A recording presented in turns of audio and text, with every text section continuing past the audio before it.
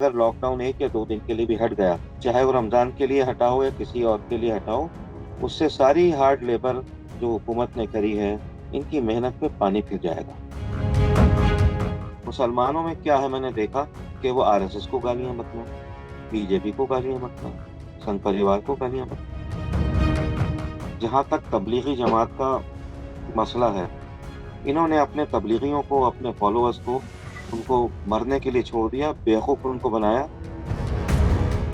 मुझे पता नहीं, हो सकता है इसके लिए मुझे बुक कर दिया जाए।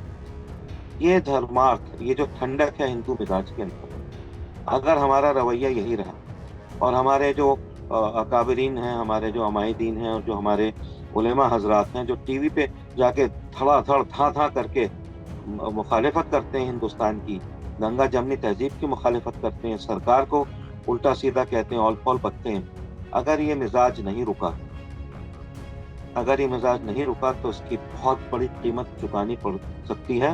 मैं नहीं कहना चाह रहा है बात, कहीं ऐसा ना हो कि जैसे जो 1984 के दंगे हुए थे कौम के खिलाफ, कहीं ऐसा ना हो, अल्लाह करे ऐसा ना हो। हमें अल्लाह का शुक्रिया अदा करना चाहिए सबसे पहले, हमें सरकार का शुक्रिया अदा करना चाहिए, ठीक है। हमें प्रधानमंत्री मोदी, उनके पूरे कैबिनेट का शुक्रिया अदा करना चाहिए कि अच्छे लोग आज हिंदुस्तान उनके हाथ में है। नमस्कार, आप देख रहे हैं न्यूज़ रूम पोस्ट। केंद्र सरकार ने लॉकडाउन को 3 मई तक के लिए एक्सटेंड किया। इस बीच मौलाना आजाद नेशनल यूनिवर्सिटी के चांसलर फिरोज बख्त अहमद साहब ने एक चिट्ठी लिखी है पीएम मोदी को, जिसमें उन्होंने 24 मई तक इस लॉकडाउन को बढ़ाने का जिक्र किया है। क्या वजह है, इस पर चर्चा के लिए हमारे साथ फिरोज बख्त अहमद साहब जुड़े हैं। आइए उन्हीं से जानते हैं। तो सर, सबसे पहला सवाल आपसे यही कि आखिर इस चिट्ठी को लिखने की नौबत क्यों आई, क्या वजह है? देखिए, मैं इसका कारण आपको अभी समझा देता हूँ। क्या है कि जो रमजान का महीना है, बहुत ही पवित्र और पावन महीना होता है पूरी मुस्लिम कम्युनिटी के लिए, बल्कि सभी के लिए। तो वो शुरू हो रहा है आपका 24 अप्रैल से, 24 या 25 depending on the sighting of the moon. तो 24 से मान लीजिएगा शुरू होता है, तो 3 का मतलब है 9 रोजे तो जाएंगे उसमें, आपके लॉकडाउन में ठीक ठाक चले जाएंगे। मान लीजिए कि प्रधानमंत्री जी ने 3 तारीख को लॉकडाउन में कोई ढील दे दी, ठीक है। मैंने कहा था परमानेंट ढील दे दी, मे भी 2 दिन की 3 दिन की भी ढील दे दी। तो जो हार्ड वर्क पूरा सरकार ने अब तक किया है, देखिए इलाज तो है नहीं इसका कोरोना का, ठीक है, प्रिवेंशन है, प्रिवेंशन ही बेस्ट इलाज है। और वो अकॉर्डिंग टू साइंटिस्ट, मेडिकल जो परामर्श है उसके हिसाब से भी यह है कि आप अपनी लक्ष्मण रेखा बना लो, बाहर मत आओ।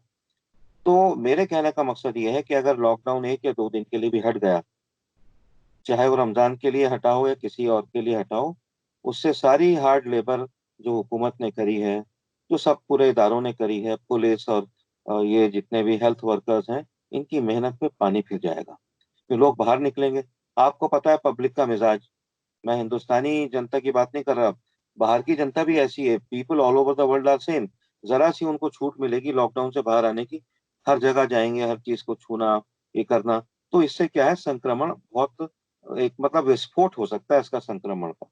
इसी वजह से मैंने रिक्वेस्ट किया प्रधानमंत्री जी से कि जितना भी पूरा रमजान का महीना है, रमजान का महीना वैसे तो बड़ा, ये समझिए कि हर बुराई से आदमी को अलग रहना है, बिल्कुल दान दीन धर्म की बात करनी है, लेकिन उसमें फीस्टिंग और फास्टिंग दोनों चलते हैं। पहले फास्टिंग होती है, फिर फीस्टिंग। तो जब फेस्टिंग होती है, शाम को रोजा खुलता है, तो अफ्तार बड़े लोग पार्टियां करते हैं, और सुबह अर्ली डॉन तक, यानी शहरी जिसको हम कहते हैं, शहरी तक अपने दावतें चलती हैं, ठीक है। फिर प्रेयर्स होती हैं, रात को हमारी तरावी प्रेयर्स होती हैं। और तरावी प्रेयर्स ऐसी होती हैं कि जैसे जुमे में सारा मुसलमान जाता है ना मस्जिद में, 5 वक्ता तो बहुत जरा कम ही पढ़ते हैं नमाज मस्जिद में जाके, जुमे की तरह तरावी भी, तरावी में हमें कुरान सुनना पड़ता है खड़े होके। तो वो सारा मुसलमान उसको सुनता है, उसमें ग्रुप्स बनेंगे, लोग करीब करीब सट के खड़े होंगे। तो उससे क्या है, मेडिकल इमरजेंसी है, तो मैं सोचता हूँ कि फॉर द टाइम बीइंग, अगर ये पूरे रमजान तक लगा रहा है लॉकडाउन, तो इससे बहुत फर्क पड़ेगा। आपको क्या लगता है कि आपने भी चूंकि देखा होगा मस्जिदों में नमाज की, चूंकि जब लॉकडाउन है तो उसके उल्लंघन की तस्वीरें सामने आई हैं, तो ढील मिलेगी तो ये सब चीजें ज्यादा मतलब लापरवाही लोग कर सकते हैं इस तरह की। हाँ देखिए, मैं आपका जो न्यूज रूम पोस्ट है उसके थ्रू जो जितने भी लोग सुन रहे हैं इसको, खासतौर से जो मेरी अपने ही संप्रदाय के लोग हैं, मैं ये कहना चाहूंगा कि जिस मुल्क में भी हम रहते हैं, अकॉर्डिंग टू हदीस और कुरान, ये कहा गया है कि हुब्बुल वतनी निस्फुल ईमान होता है। यानी मुल्क के साथ वफादारी निभाना, मुल्क से मोहब्बत रखना, भले ही उसका राजा मुसलमान ना हो, गैर मुस्लिम हो, ये आधा ईमान होता है। नहीं, हमारी तो हदीस में, कुरान में, Prophet Muhammad peace be upon him, आपने कहा है कि जिस जमीन पे रहो उससे वफादारी करो। तो मैं तो ये सोचता हूँ कि अगर हम इसी तरह से इसको मानते हैं, तो जब हुकूमत ने लॉकडाउन का ऑर्डर दिया है, जनता कर्फ्यू की बात की है, तो फिर हम मस्जिदों में जाके नमाज क्यों पढ़ें? और फिर Prophet Muhammad peace be upon him, आपने भी कहा था अगर कोई पेंडेमिक हो, कोई वबा हो, यानी कोई महामारी हो, तो आप अपने घर पे रहें, ना तो अपने घर में किसी को आने दें, ना अपने घर से किसी को बाहर जाने दें। आपने तो यहाँ तक कह दिया था कि अगर आपके सेहतमंद ऊँट हो, ऊँटों में भी पहले बीमारी फैलती थी, ताउन फैलता था, तो आपने कहा कि अपने जो सेहतमंद ऊँट हैं उनको बीमार ऊँटों से मत मिलने दो। तो सारा ये लॉजिक इस्लाम में मौजूद है, प्रॉफेट मोहम्मद ने कहा है, वहां मौजूद है। मक्का बंद है, मदीना बंद है, सारे एमिनेंट प्रोमिनेंट जो जनता स्थल है, वो आस्था स्थल है, वो सारे बंद हैं। सारे स्थल, पूरी दुनिया ही बंद है। तो फिर क्या जरूरत है आपको खतरा मोल लेने की, मस्जिद में जाने की? अरे नमाज तो घर पे भी हो जाती है।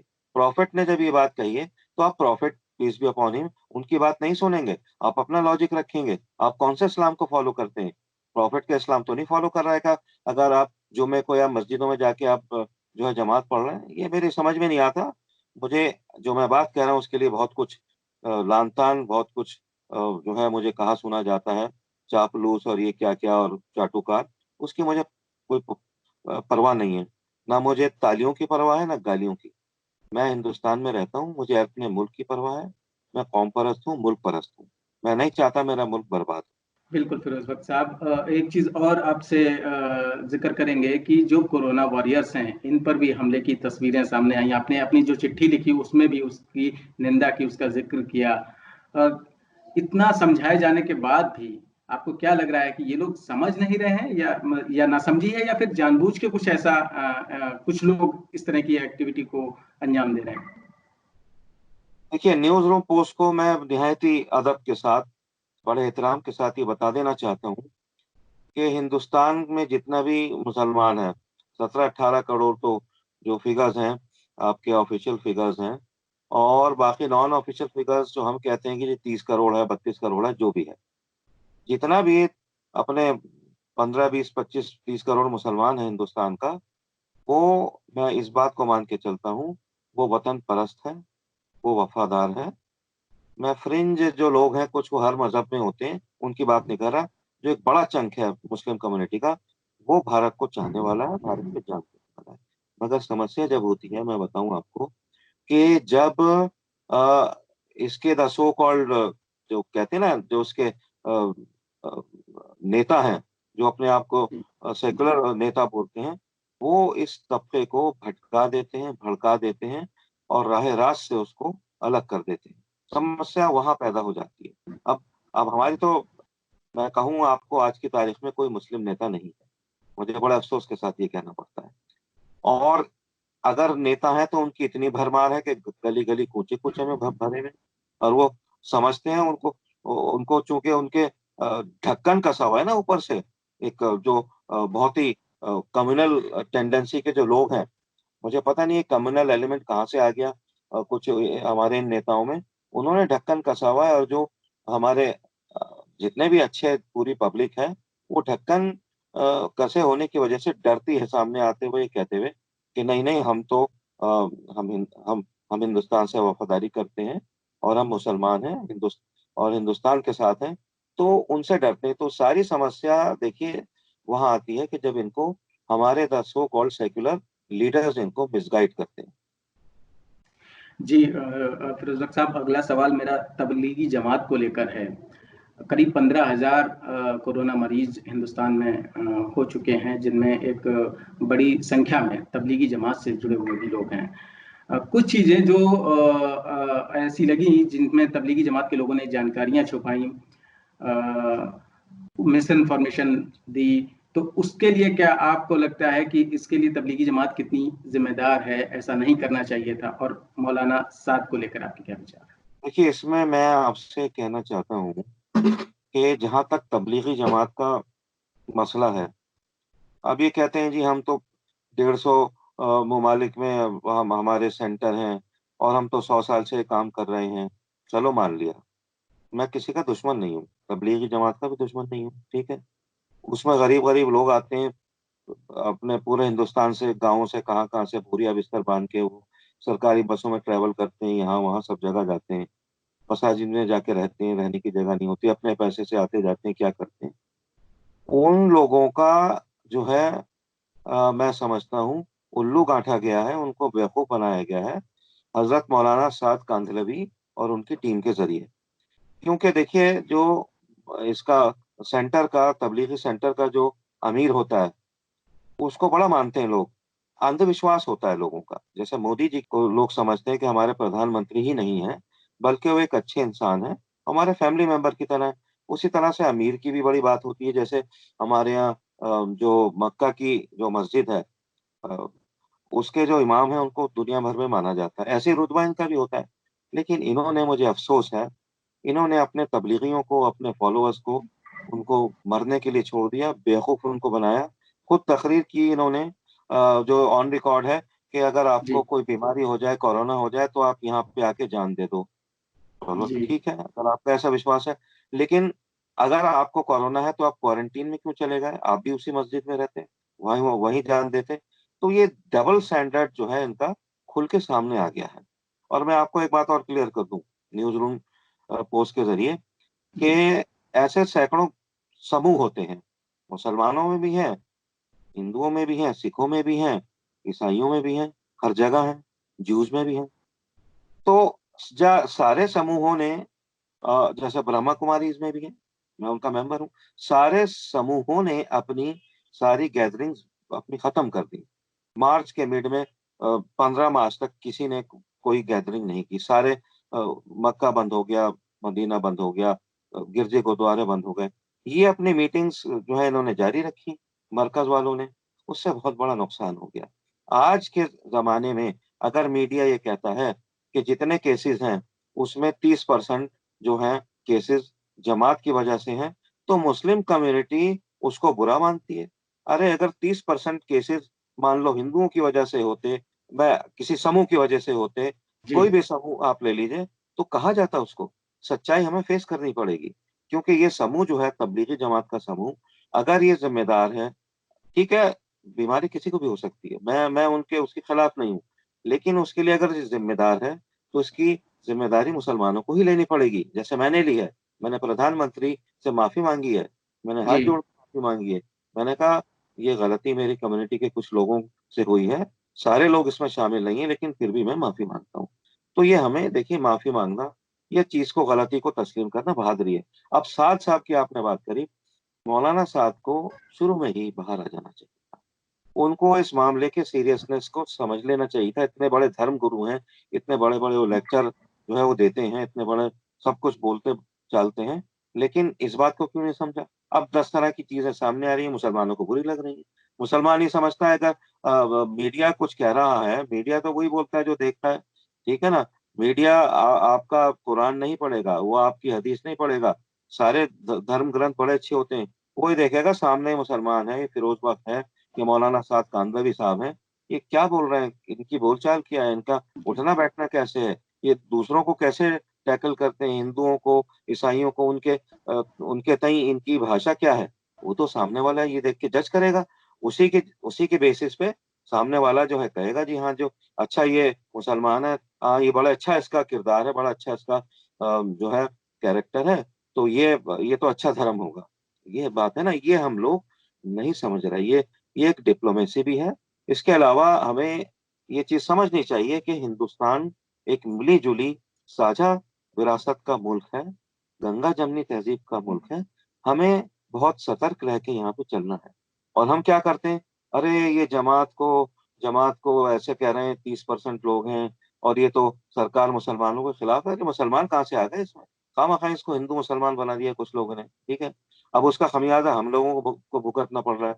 अब ऐसा कई जगह ऐसा भी हुआ, जो मुस्लिम ठेले थे सब्जी और वो बेच रहे थे जी फल, जी तो उनको उसको मतलब उनके साथ वायलेंस हो रहा है, नहीं होना चाहिए, ठीक है ना।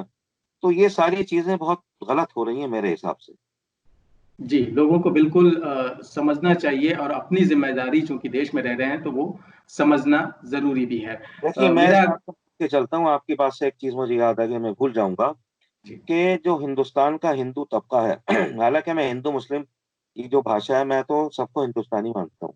जी I don't play Hindu card Muslim card, मैं तो राष्ट्रवाद का कार्ड खेलता हूँ। इंडिया का कार्ड मैं लेके चलता हूँ हाथ में। मैं समझता हूँ कि हिंदुस्तान के जितने भी हिंदू हैं, 100 करोड़ हिंदू जो हैं, वो बड़े काम कूल एज क्यूकम्बर, बड़े ठंडे मिजाज के, बहुत अच्छे प्यारे लोग हैं। उसी की वजह से उसी की वजह से जो है मुसलमान यहाँ आराम से रह रहा है। जितने मुस्लिम ममालिक हैं, सऊदी अरब से लेके, पाकिस्तान से लेके, मलेशिया से लेके, इंडोनेशिया तक, अल्लाह का बड़ा करम है, बड़ी मेहरबानी है कि मुसलमान उनके मुकाबले यहाँ ज्यादा आराम से है। आराम से है तो अल्लाह का शुक्र करें, सरकार को उसका शुक्रिया अदा करें। प्राइम मिनिस्टर मोदी हैं, उनकी अगर तारीफ ना करे तो कम से कम पिन तो ना मारे, उनको गालियां तो ना निकाले, ठीक है। ये बात हमें समझनी होगी। जी, बिल्कुल सही बात आपने कही कि बाहर के जो मुल्क हैं उनके मुकाबले अगर हिंदुस्तान में आपको जिस तरह से आज़ादी या सहूलियत मिली हुई है तो उसका सभी को सम्मान करना चाहिए, सभी नागरिक को एकजुट होकर रहना चाहिए। मेरा अगला एक और बात सवाल। बता दूं मैं आपको, जी फिर जी एक जी, बात याद आ गई, माफ कीजिए, मैं थोड़ा आपको कोई नहीं यकीन सर, दिलाऊं। बिल्कुल बिल्कुल बात रखिए यह है अपनी कि बात। देखिए, जुमे की ईद बकरीद की नमाजें होती हैं, सारे लोग वैसे तो पढ़ते नहीं नमाज 5 वक्त मस्जिद में जाके, इस मौके पे आ जाते हैं इकट्ठे होके, सड़कें घेर लेते हैं। तो पुलिस आती है उनकी हिफाजत के लिए, बावजूद इसके कि एक आम आदमी जिसका कुछ लेना देना नहीं है जुमे की नमाज से, ईद बकरीद की नमाज से, वो साइड में रुकता है, चलो भाई हम भी धर्मार्थ के लोग हैं, ये भी अपनी नमाज अदा कर रहे हैं, हम इंतजार कर लेते हैं। तो इतना मतलब जो है सौहार्द है हमारे लोगों में, और धैर्य है। इस धैर्य को हमें समझना चाहिए। और मैं एक बात ऐसी कहना चाहता हूँ, कड़वी बात, मुझे पता नहीं, हो सकता है इसके लिए मुझे बुक कर लिया जाए। ये धर्मार्थ, ये जो ठंडक है हिंदू मिजाज के अंदर, अगर हमारा रवैया यही रहा, और हमारे जो अकाबरीन हैं, हमारे जो अमाइदीन हैं, और जो हमारे उलेमा हजरात हैं, जो टीवी पे जाके धड़ाधड़ धा धा करके मुखालिफत करते हैं हिंदुस्तान की, गंगा जमनी तहजीब की मुखालिफत करते हैं, सरकार को उल्टा सीधा कहते हैं, ऑल फॉल बकते हैं, अगर ये मिजाज नहीं रुका, अगर ये मिजाज नहीं रुका, तो उसकी बहुत बड़ी कीमत चुकानी पड़ सकती है। मैं नहीं कहना चाह रहा है बात, कहीं ऐसा ना हो कि जैसे जो 1984 के दंगे हुए थे कौम के खिलाफ, कहीं ऐसा ना हो, अल्लाह करे ऐसा ना हो। लेकिन हमें भी समझना होगा, क्योंकि अगर एक कौम दूसरी कौम के खिलाफ हो गई, मैदान में उतर गई, तो फिर नालियों में खून बहेगा। अल्लाह करे ऐसा ना हो, लेकिन हमें समझना होगा। ये सरकार बहुत अच्छी सरकार है, अल्लाह का बड़ा करम है। जो लोग इसको हिंदू मुस्लिम बनाते हैं, इससे बचना होगा। और हमें सरकार का हमें अल्लाह का शुक्रिया अदा करना चाहिए, सबसे पहले हमें सरकार का शुक्रिया अदा करना चाहिए, ठीक है। हमें प्रधानमंत्री मोदी, उनके पूरे कैबिनेट का शुक्रिया अदा करना चाहिए कि अच्छे लोग आज हिंदुस्तान उनके हाथ में है। अब पता नहीं क्या है, मैं तो हमेशा से कहता चला आया हूँ, मुसलमानों में क्या है, मैंने देखा कि वो आरएसएस को गालियां बकना, बीजेपी को गालियां बकना, संघ परिवार को गालियां बकना। पहले मैं भी गालियां बकता था जब मुझे अंदाजा नहीं था, फिर मैंने इनके बीच में बैठना शुरू किया, मैंने कहा ये है किस खेत की मुझे क्या है, आरएसएस शिवसेना क्या है, बजरंग दल क्या है। मैंने बैठना शुरू किया, तो मुझे अंदाजा ये हुआ कि मुसलमानों के खिलाफ नहीं है, इनका अपना एजेंडा है, इनकी अपनी किताब है, ये उस पे चलते हैं। जैसे मुसलमान का एजेंडा है, मोमिन है, ये आरएसएस वाले अपनी किताब के मोमिन है। कहीं नहीं लिखा है इनके यहाँ के मुसलमानों को खत्म कर दो, और जो कहते हैं कि इनको हिंदुस्तान को खाली कर दो। फ्रिंज माइनॉरिटी नेगेटिव हर जगह है, होती है, वो इनमें भी है, वो हमारे अंदर भी है। तो हमें समझना चाहिए, हम सब अल्लाह के बंदे हैं, चाहे वो जमात इस्लामी हो, आरएसएस हो, सबका एक ही नस्बुल ऐन है कि हिंदुस्तान को आगे ले जाके 5 ट्रिलियन डॉलर इकोनॉमी बनाया जाए, और उसको विश्व गुरु बनाया जाए। ये सारी चीजें रुकावट डालती हैं, जैसा हो रहा है आजकल। जी, फिरोज वक्त साहब, दो सवाल आखिरी के। एक तो ये कि केंद्र सरकार ने जो लॉकडाउन को लेके या जो भी कोरोना को रोकने के लिए जो भी कदम उठाए, उस पे आपके क्या विचार है? क्योंकि दुनिया के जो बाकी मुल्क हैं, वहां पर स्थिति बहुत अच्छी नहीं रही। देखिए भाईजान, मैं इस बात का जवाब इस तरह से शुरू करना चाहूंगा कि जो लॉकडाउन है, थोड़ा सा और पहले भी हो जाता तो ये जो सब केसेस आ रहे हैं नहीं होते, इनमें और भी कटौती हो सकती थी। लेकिन देर आए दुरुस्त आए। वजीर आजम हमारे बड़े ज्ञानी ध्यानी हैं, जब उन्होंने देखा कि इटली में क्या हो रहा है, चीन में क्या हो रहा है, स्पेन में क्या हो रहा है, ईरान में क्या हुआ, यूएसए में क्या हो रहा है, साउथ अफ्रीका में, सब जगह उन्होंने असेस किया इसको। तो अंदाजा उनको यही हुआ कि हमारा जो मुल्क है 135 करोड़ का, इसमें इतनी फैसिलिटीज नहीं है जैसी इटली, स्पेन, यूएसए वगैरह में। वो तो मेडिकली बड़े एडवांस्ड हैं, लोग अपना इलाज कराने वहां जाते हैं। उन्होंने ये सोचा कि अगर ये चीज मतलब अभी तैयार भी नहीं है हमारा मुल्क एकदम से, खुदा ना खास्ता अगर ये कम्युनिटी में चला गया ये पेंडेमिक, तो उन्होंने देखा कि सबसे बेस्ट इसका जो तरीका है इसको कंट्रोल करने का, वो है कि हम लॉकडाउन करते हैं, बाहर ना जाएं। क्योंकि ये जो दुश्मन है ना, ये जो कोरोना वायरस है, ये छुपा हुआ दुश्मन है। जैसे ब्लड प्रेशर की बीमारी होती है छुपी हुई, धीरे धीरे वो काट करती है, पीछे से काट करती है, ये भी पीछे से जी, काट करता है। तो लॉकडाउन से बेहतर कोई तरीका नहीं है। आप ये देखिए, लॉकडाउन होने के बावजूद जो हमारा कर्व है, फ्लैटन तो मैं नहीं कहूंगा है, मुस्तकिल बढ़ ही रहा है। दिल्ली की जो मैं खबरें देख रहा हूँ, लेकिन फिर भी मैं ऊपर वाले का शुक्रिया अदा करना चाहूंगा कि उनके मुकाबले काफी बेहतरी है। तो ये लॉकडाउन बहुत ज्यादा जरूरी है। और मैं तो ये कहता हूं कि इस लॉकडाउन को आंख बंद करके प्रधानमंत्री जी 25 मई तक आंख बंद करके डिक्लेयर कर दें अभी से। कोई जो भी उबलता रहे कहता रहे, कहने दें। क्योंकि जो मेहनत सरकार ने इतनी की है। अच्छा, मैं सैल्यूट करना चाहूंगा हिंदुस्तान की जनता को भी कि मोदी की बात पे उन्होंने ध्यान दिया है, उसको समझा है, उसको जाना है, उस पर अमल भी कर रहे हैं। और मैं और सैल्यूट करना चाहूंगा पूरे जो हमारे डॉक्टर्स हैं, नर्सेज हैं, हमारा पूरा जो हेल्थ का सिस्टम है, और जो हमारे सफाई कर्मचारी हैं, ये अपने खानदानों को छोड़ के, अपने बच्चों को छोड़ के, आपकी और हमारी सेवा के लिए अपनी जान पे खेलकर ये सब सैनिटाइजेशन, ये सब कुछ कर रहे हैं। हिंदुस्तान के पास तो, ये मैं तारीफ करना चाहूंगा कि हिंदुस्तान के पास इतना पैसा नहीं है, लेकिन बावजूद उसके सड़कों को रोकना, बैरियर लगाना। और मेरे अपने घर के नीचे मैंने देखा, रात को 1 बजे से लेकर सुबह 6 बजे तक वो जो पुलिस की जीपों के पीछे बैरियर खिसका के लेके गए हैं। ठीक है, मरी पड़ी है पुलिस, मरी पड़ी है सरकार कि कैसे हम अपने अ, हिंदुस्तानियों का जो जीवन है उसको बचा लें। ठीक है, मेरी आंखों में आंसू आ रहे हैं कहते हुए। तो मैं आपको बता रहा हूँ कि हमें कदर करनी चाहिए इस मौजूदा सरकार की, जो ये कर सकती है हम सबके लिए कर रही है। इसका जो भी इंस्ट्रक्शन है हमें मानना चाहिए। ठीक है। और जो हमारे लिए लोग लगे हैं, चाहे वो बॉर्डर पे, अब तो सिपाही भी अंदर आ रहे हैं, अगर हमने सरकार को नहीं माना, मोदी जी का जो मंत्रा है, जनता कर्फ्यू, लक्ष्मण रेखा और जान है तो जहान है, 3 मंत्र तुम मान लो हिंदुस्तानियों, हिंदू मुस्लिम सिख ईसाई जो भी तुम हो, इन मंत्रों को मान लोगे तो तुम बच जाओगे। पूरी दुनिया, जो हम कहते हैं विश्व गुरु, अब हिंदुस्तान को विश्व गुरु मान लेगी। Hindustan China, America, UK, France से आगे चला जाएगा। ये सब आपके हाथ में है। आप समझना चाहें, हिंदुस्तान से प्यार करते हैं, तो मोदी के 3 मंत्रों पे अमल करो, और नहीं तो फिर आपकी मर्जी, ऊपर वाला देख रहा है। जी, बिल्कुल सही बात आपने कही और जनता से बिल्कुल सही अपील भी की। एक आखिरी सवाल ये कि यूनिवर्सिटी को लेके, चूंकि शिक्षा का भी थोड़ा नुकसान हो रहा है इस हालात में, तो उसको यूनिवर्सिटी लेवल पे क्या कुछ कदम उठाए गए हैं? इसमें भी देखिए, मैं दिल खोल के तारीफ करना चाहूंगा हमारे जो एजुकेशन मिनिस्टर हैं, रमेश पोखरियाल निशंक जी। जैसे उन्होंने देखा कि ये मामला आगे बढ़ सकता है, उन्होंने राइट, यूनिवर्सिटी ही नहीं, स्कूल लेवल से, और वो भी सरकारी स्कूल के जो 5वीं तक के स्कूल है वहां तक उन्होंने कहा है कि हम ऑनलाइन एजुकेशन देंगे।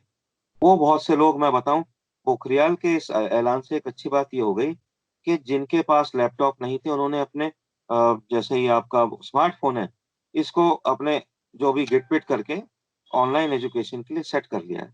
तो अब इससे हिंदुस्तान और आगे बढ़ेगा। तो ऑनलाइन एजुकेशन जारी है, आप फ़िक्र ना कीजिए। मैं न्यूज़ रूम पोस्ट वालों को एश्योर करना चाहता हूँ कि बच्चों का हर्जा नहीं हो रहा है। ऑनलाइन पूरा हिंदुस्तान तालीम हासिल कर रहा है। बहुत बहुत शुक्रिया फिरोज बख्श साहब, न्यूज़ रूम पोस्ट से बातचीत करने के लिए, इतना वक्त निकालने के लिए।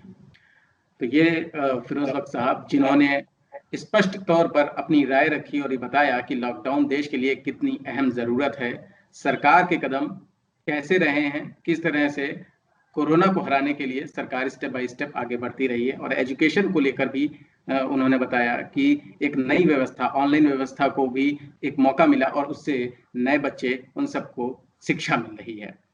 इस खास मुलाकात में इतना ही, अगली बार फिर हाजिर होंगे। दीजिए इजाजत, नमस्कार।